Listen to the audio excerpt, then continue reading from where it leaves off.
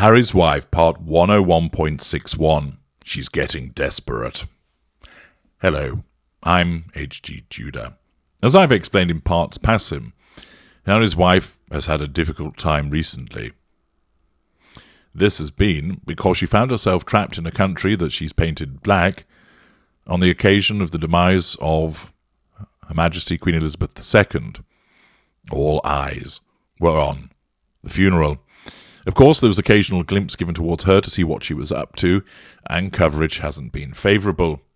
There has been created, if you will, the shopping list, as I'd like to describe it, of the various criticisms, ranging from her holding on to the flowers and not wanting to hand them over, the allegations that she was drunk at the Windsor Walkabout, the allegations that she was wired for sound at the Windsor Walkabout, the allegations about her using too much bronzer, the death stare that she received from Sophie, Countess of Wessex, the shielding of Princess Charlotte that went on at the funeral whenever Harry's wife came near, the frosty exit at Windsor following the attendance at St. George's Chapel, the suggestion that there was a plant in the audience, rather in the crowd, when she did the Windsor Walkabout, and other matters besides.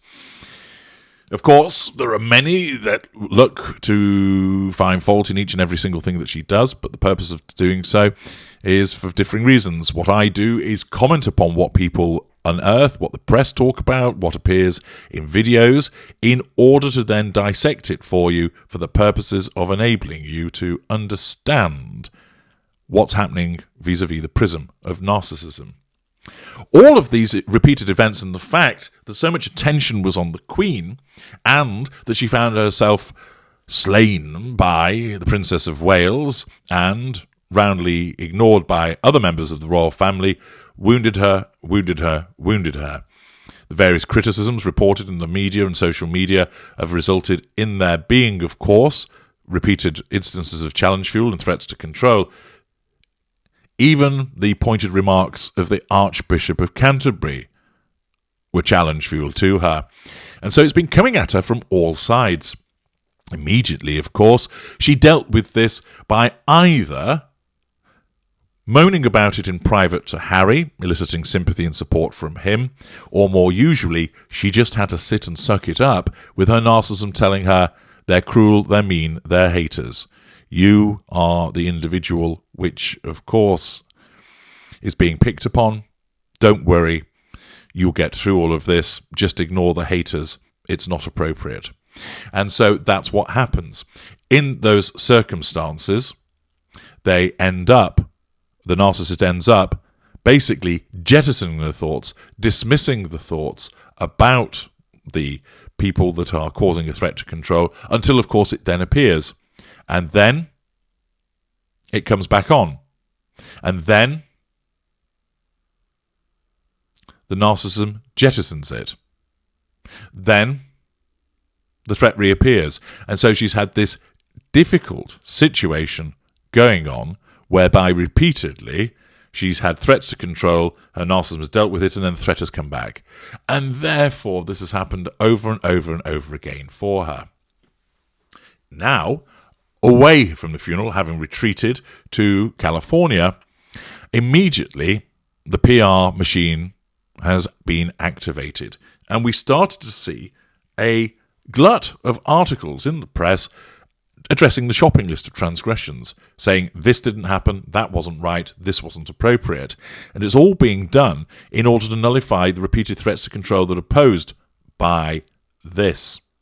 And in the circumstances, it shows how rattled she's been by having to immediately galvanise a response to all of this. The Queen would have adopted, of course, the position of never complain, never explain. But Harry's wife, narcissism, compels her to have to respond in a way for the purposes of nullifying the threats to control by pointing out all of these things in terms of this didn't happen, that's wrong, you're all mean, this is trivial, this is ridiculous, this is hatred, this is racism, when rather it's simply comment and explanation.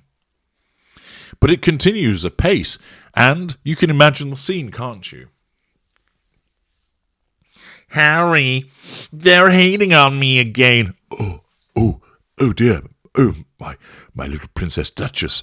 I'll see if I can find out something in order to help us. You better. They're so mean, I might cry, and I might have to get the electric cattle prods out. Oh, no need for that, my love. And then Harry, of course, comes along looking all excited because, having spoken to some PR person, he's unearthed somebody who's willing to have a go at the royals. Yes. Which big hitter has been unearthed? Which titan of the royal family has sided with Harry and Harry's wife for the purposes of allowing her to take aim and say what a horrible institution it is? Has the Princess Royal has become turncoat? Is that what happened? Maybe Prince Andrew has broken ranks, no longer content at being quiet in order to receive financial support. Is he going to diss the dirt? He's the king blocker. Perhaps he's got more up his sleeve to help Harry and his wife. Maybe it's Edward, quiet Edward, who occasionally demonstrates petulance. Maybe he's had enough. Maybe Sophie hasn't been giving him enough of the Wessex action and he feels a need to support them. Who might it be from the House of Windsor that has come out to support them? Well, page 6 has the answer for you. The British royals have a long history of hazing newcomers, according to Isabel Vincent, particularly women who are dating family members. And only those who are tough as nails tend to survive, said a cousin of King Charles III in an exclusive interview with the Post. Okay, shots fired. Cousin of King Charles III. Right, okay, well, who might this be? To Harry's wife, I say, what you are going through is a hellish kind of hazing, said Christina Oxenberg. Who's she? A descendant of Serbian royalty who counts King Charles III as a third cousin. Oh, yeah. Hoo-ha! This is the level to which Harry's wife's PR machine has had to descend to seek out the assistance of a third cousin to the king. Christina Oxenberg. Charles is probably thinking, who the fuck is that?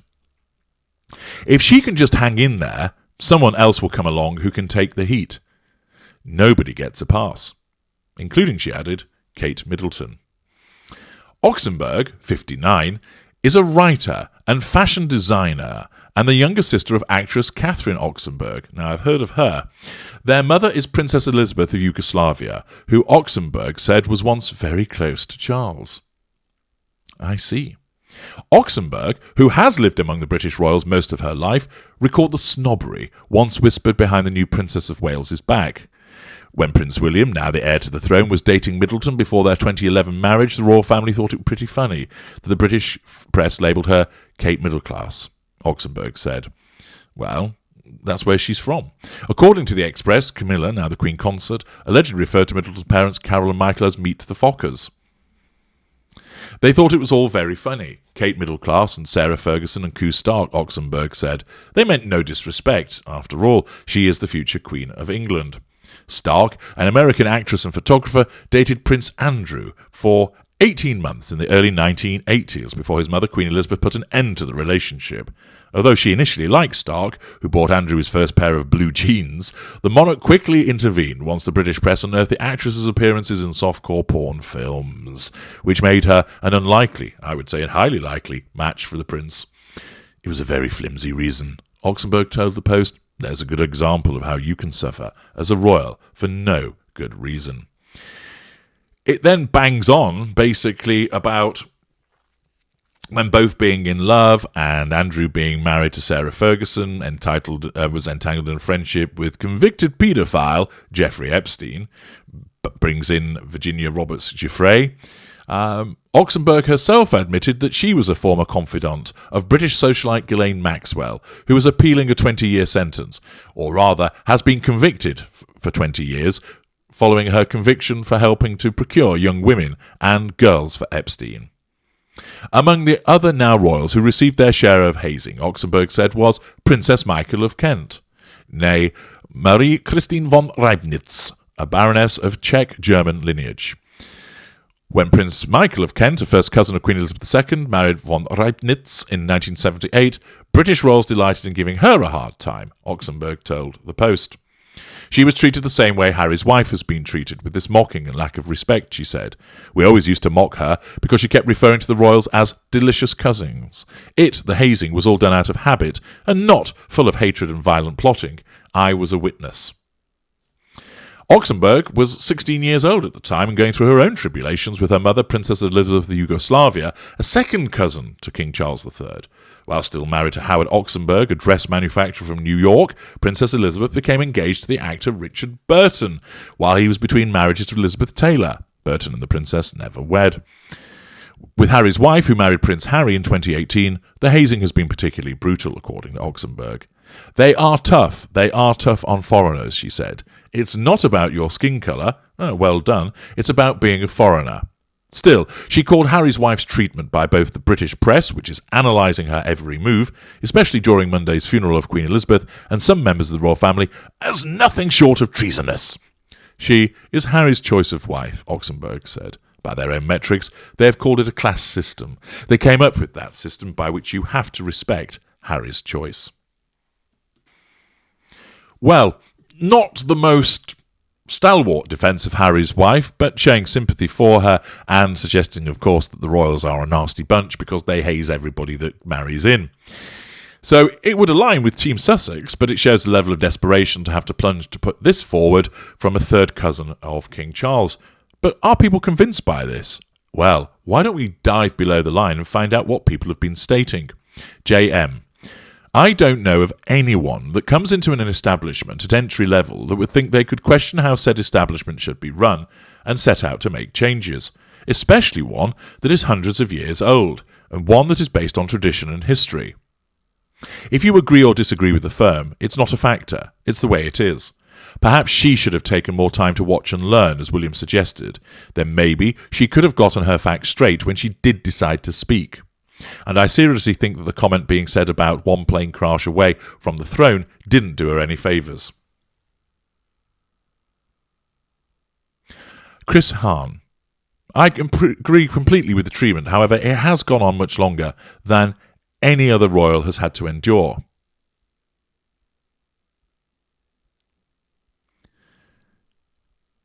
The Brown is, and Broker Brown writes, no, those who are tough as nails get mistreated until they become weak, quiet, and submissive.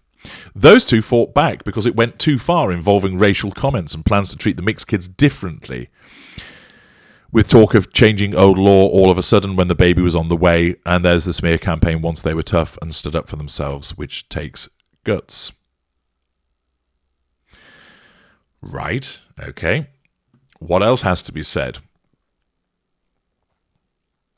DB, as this historic, exemplary and beloved queen admired the Queen over is being laid to rest, choosing this moment to tarnish her and her family is truly sad. Go look at young Princess Elizabeth during World War II, who refused to accept safe harbour outside London and served in uniform as an army mechanic. Vincenzo Pentagali. She wanted no part of the monarchy or its functions, except she wanted a royal wedding and titles for her and the kids. She abandoned the UK with Harry to live in California. She was highly critical of the royal family in interviews outside the UK, but she is the victim. Got it.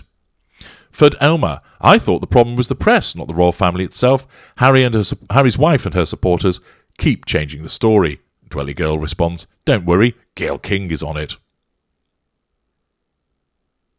Dr. NR, here's the deal. The so-called royals always have someone picking a fight with them, so the royals try to patch it up because the fight picker is family. But the fight picker keeps at it by lying and being an outlier to how the royals are obligated to behave, so the royals try again to patch it up, but again the fight picker goes at them. Eventually the royals decide they don't like the fight picker anymore, and eventually the royals decide they have better things to do than engage with the fight picker. This enrages the fight picker even more. The royals decide that maybe the best policy is no engagement, no comeback and no communication, because, after all, they are in a battle with a nasty piece of work, whose two fight pickers, and even though the royals might not be the best of company, at least they do not have to engage and get on with other duties. The fight picker is now seething.